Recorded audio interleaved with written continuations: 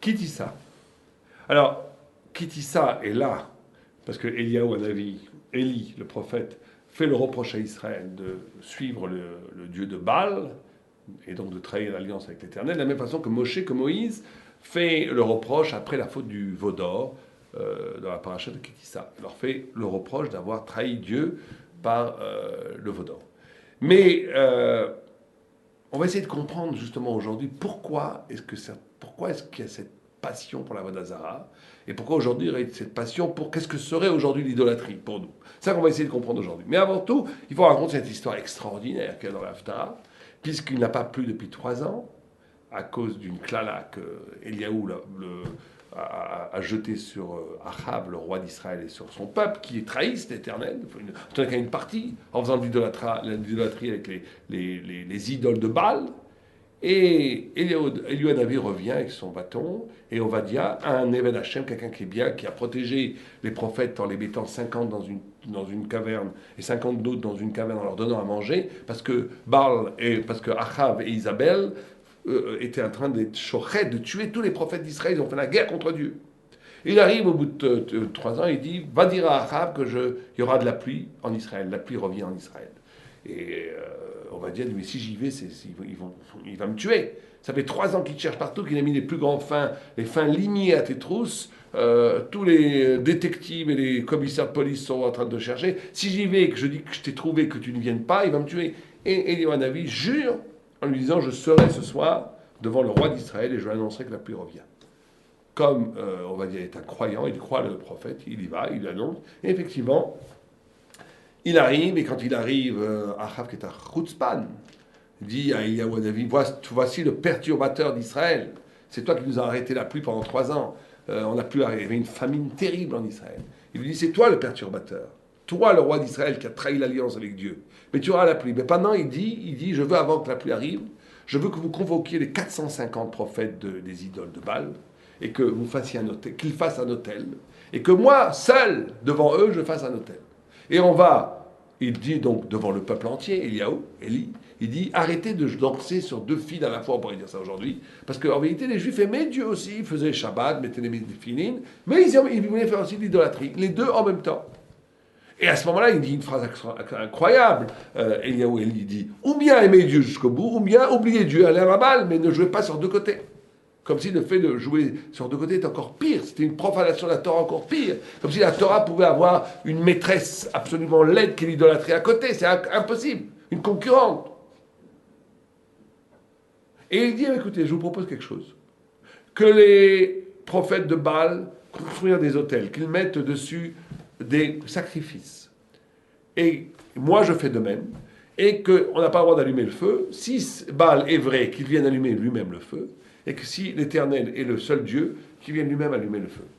Et le peuple d'Israël dit, tu as bien fait, on va faire ça. Et à ce moment-là, il y a une scène extraordinaire, où il dit, Eliaou Hanavi dit aux 450 prophètes de Baal, messieurs les Anglais, tirez les premiers, allez-y, commencez, on vous attend. Et à ce moment-là, ils se mettent ils commencent à danser, ils se lacèrent le corps selon leur coutume.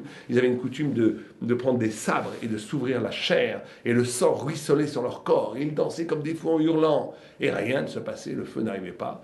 Et du haut du Carmel, Élie se moque d'eux en leur disant, allez, criez plus fort, peut-être que votre Dieu dort, peut-être qu'il est parti faire une petite course.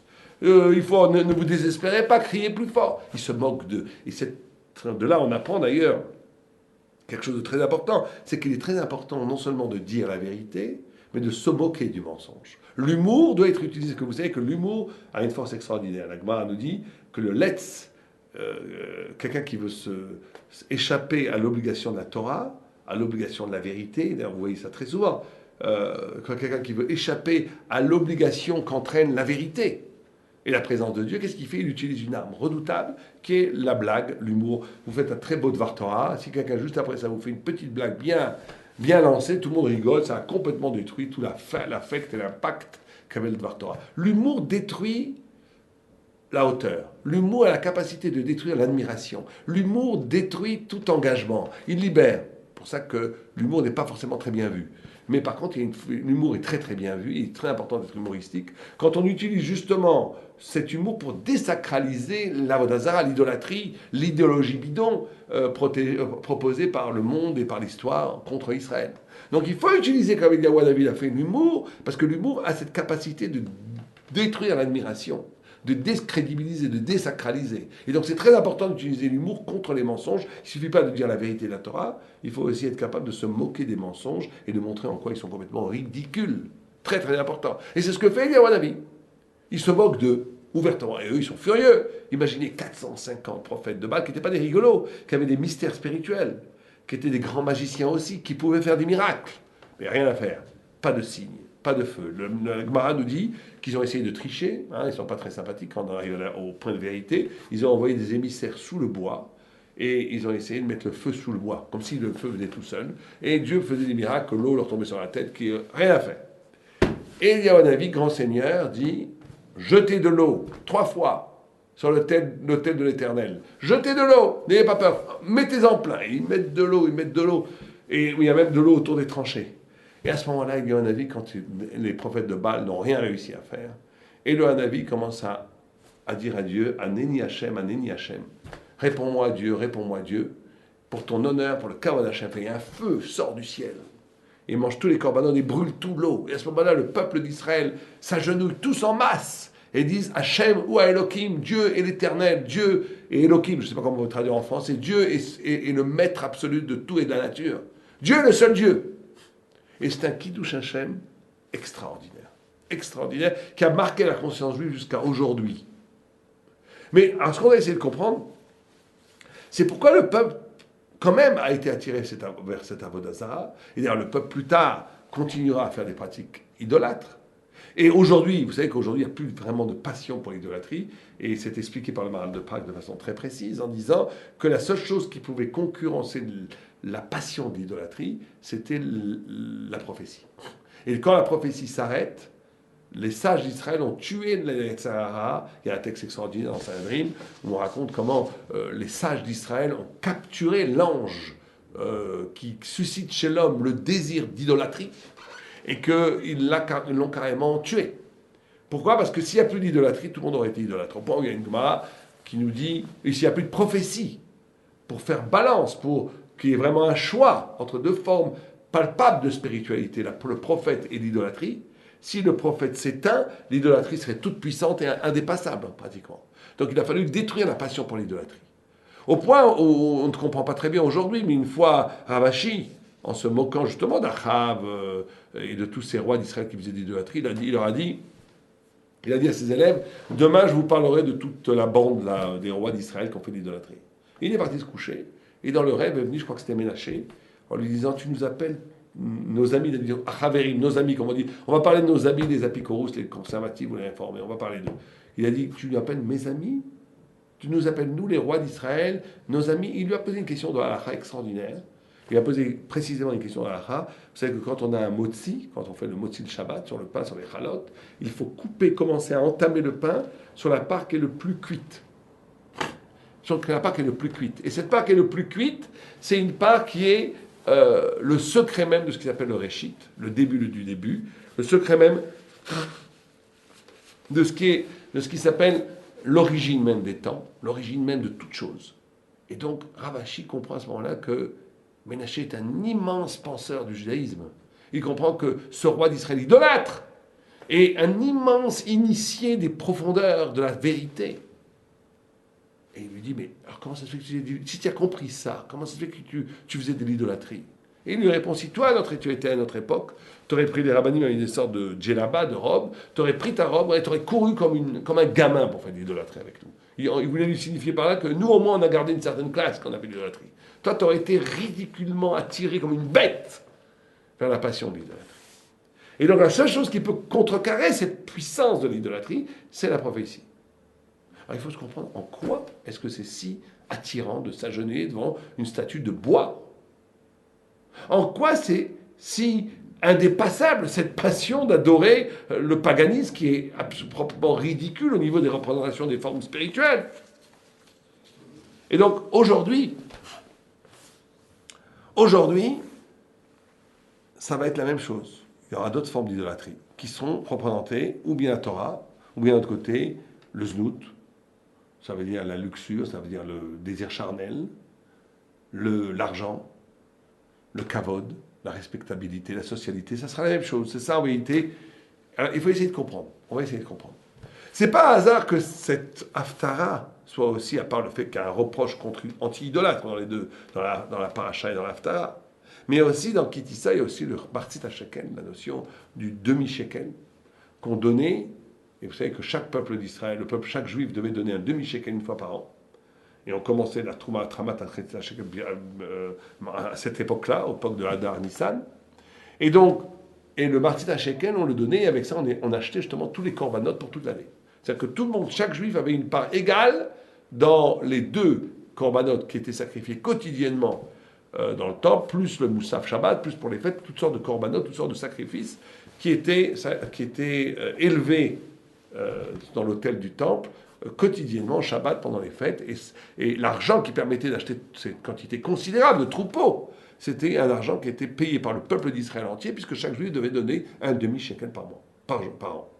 Maintenant, dans la paracha, ce demi-shekel est vécu, il y a un midrash qui nous dit que Moshe Rabbeinu ne comprenait pas en quoi un demi-shekel, kofer nafsho, la Torah nous dit kofer nafsho, ça va expier l'âme, ça va amener tout, ça va laver complètement.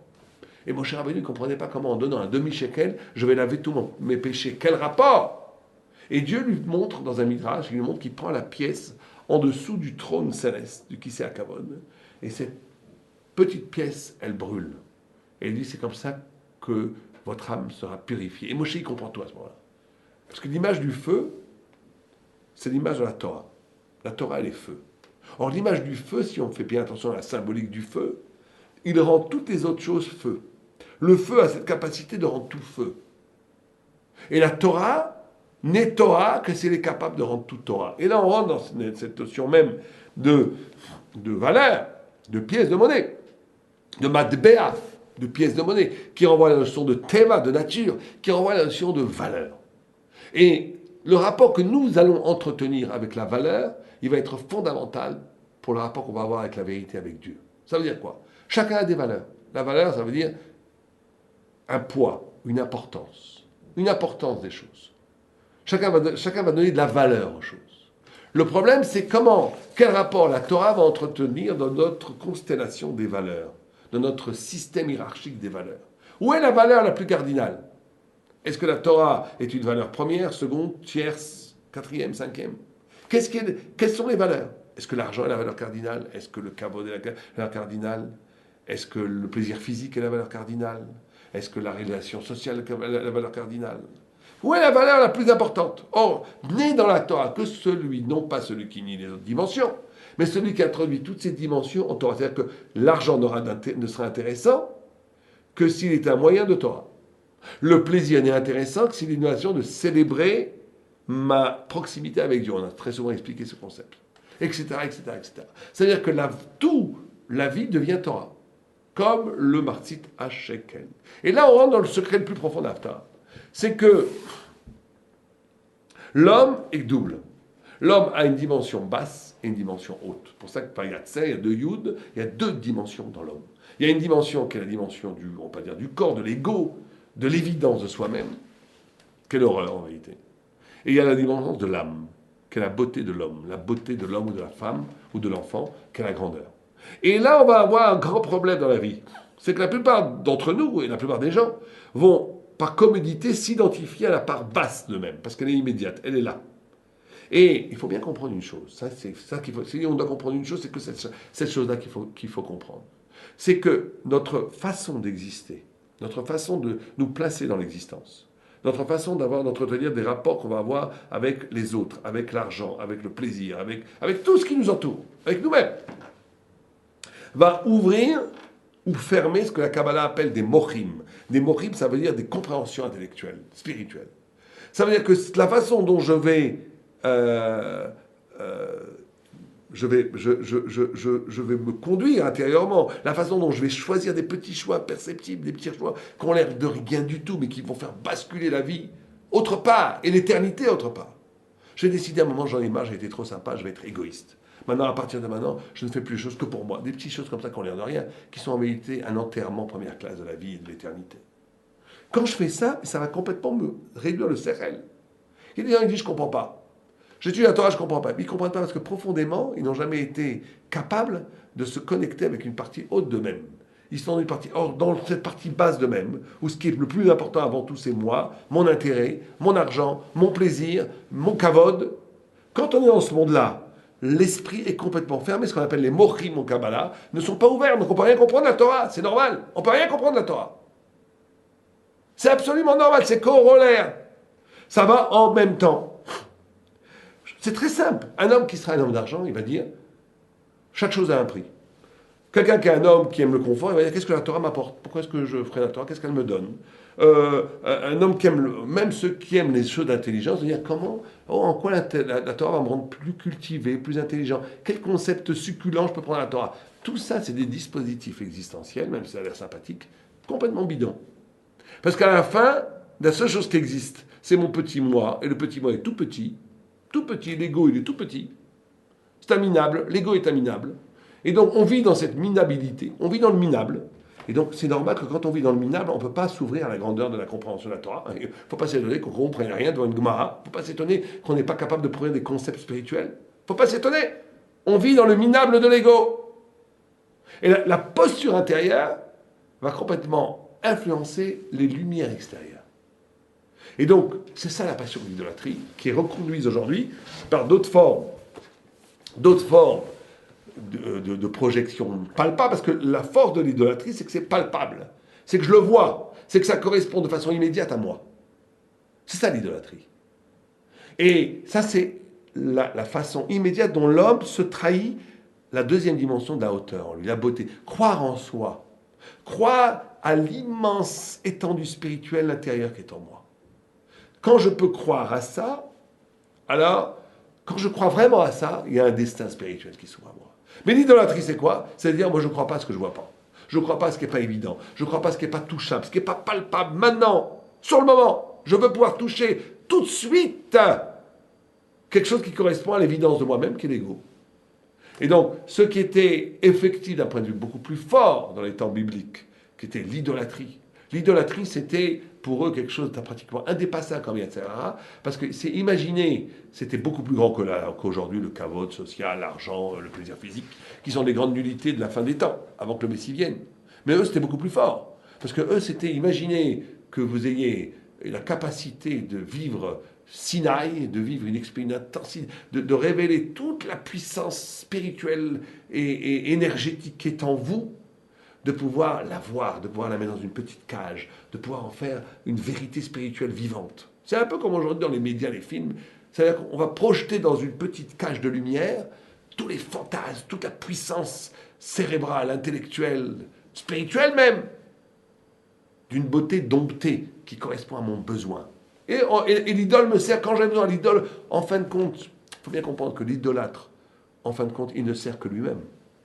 La seule chose qui veut servir au bout, c'est que lui-même. Alors que la Torah, c'est l'ouverture d'un ailleurs, d'une transcendance, d'une blessure dans l'image narcissique de soi-même.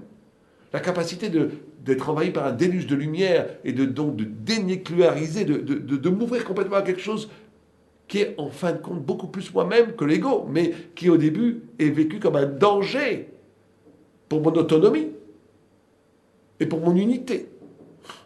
Et donc ce qu'il faut bien comprendre, c'est qu'aujourd'hui on est confrontés tous au même problème. Est-ce que notre vie de Torah, la vie de Torah, l'investissement spirituel, pour ceux qui en ont une, l'investissement, et pour ceux qui n'en ont pas, l'investissement dans la vie, ça me renvoie à quoi en fin de compte? Ça me renvoie à quoi? Est-ce que ça me renvoie à une répétition constante d'une affirmation à être? Et donc je tourne en rond, je patine sur place, je ne bouge pas. La seule chose qui fait, j'ai tellement peur de me perdre que je ne bouge pas. Je suis tétanisé par une vie qui ne fait que répéter une affirmation ridicule de j'ai le droit, j'ai le droit, j'ai le droit, je veux, je veux, je veux, donnez-moi, donnez-moi, donnez-moi. Bon. C'est ça la vie. Ou bien je m'engage dans un destin de spiritualité, vers une rampe de lumière, vers quelque chose qui m'amène dans une sorte d'épopée inconnue qui est mon âme, tout simplement mon âme. Pour ça, il faut être capable de lâcher les représentations premières. Il faut être capable de perdre un peu la maîtrise, de perdre ce qui, au début, semblait pratique, palpable, efficace. Il faut rentrer dans une logique de on se perd un peu. Toute personne qui va vers la vérité, à un moment donné, descend.